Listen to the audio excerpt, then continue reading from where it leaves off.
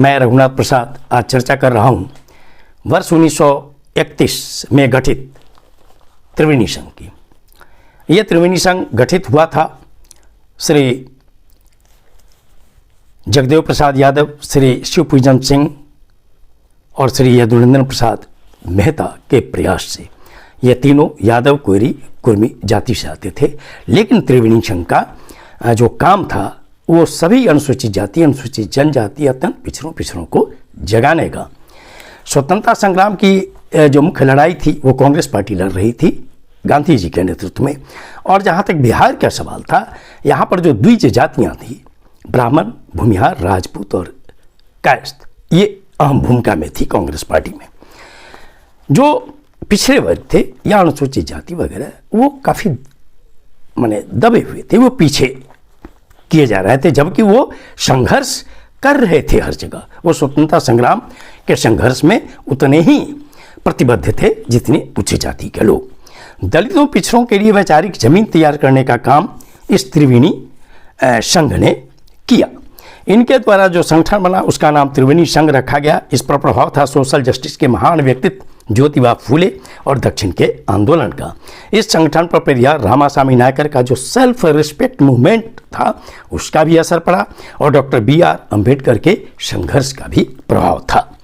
इस संघ के आंदोलन की आयु जबकि बहुत कम थी, सिर्फ 10 वर्ष के आसपास, परंतु इसने द्विज जातियों के खिलाफ दलितों पिछड़ों के लिए सामाजिक, सांस्कृतिक और राजनीतिक संघर्ष की जमीन तैयार कर दी, जिसका फलाफल कमजोर वर्गों के उभार के रूप में हुआ। 1965 ईस्वी में जब सोशलिस्ट पार्टी और प्रजा सोशलिस्ट पार्टी को मिलाकर संयुक्त सोशलिस्ट पार्टी बनी, तो डॉक्टर राम मनोहर लोहिया ने जब नारा दिया पिछड़ा पावे 100 में 60, तो कर्पूरी ठाकुर जैसे संघर्षशील व्यक्ति, जमीन से जुड़े नेता उभर कर सामने आए, जिन्होंने न केवल बिहार वरन पूरे देश की राजनीति में अहम भूमिका अदा की, जिन्हें इस वर्ष भारत रत्न से सम्मानित किया गया।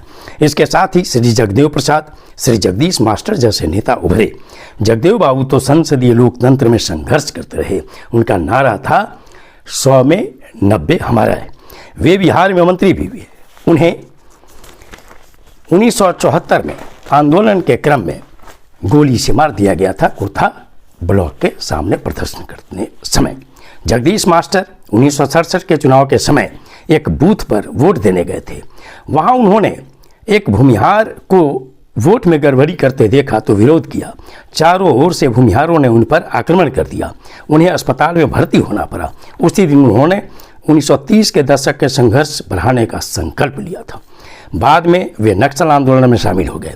1937 के चुनाव में त्रिवेणी संघ ने पहले कांग्रेस के टिकट पर ही अपने लोगों को चुनाव लड़ाना चाहा, परंतु सफलता नहीं मिलने पर अलग से लड़ने का निर्णय लिया। उस समय के लिए ये बहुत बड़ा साहस भरा कदम था।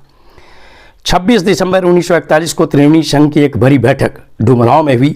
भाषण में स्पष्ट किया गया कि यह संघ जमींदारों, बड़े व्यापारियों, पूंजीपतियों तथा उच्च वेतन भोगी अधिकारियों के विरुद्ध संघर्ष होगा।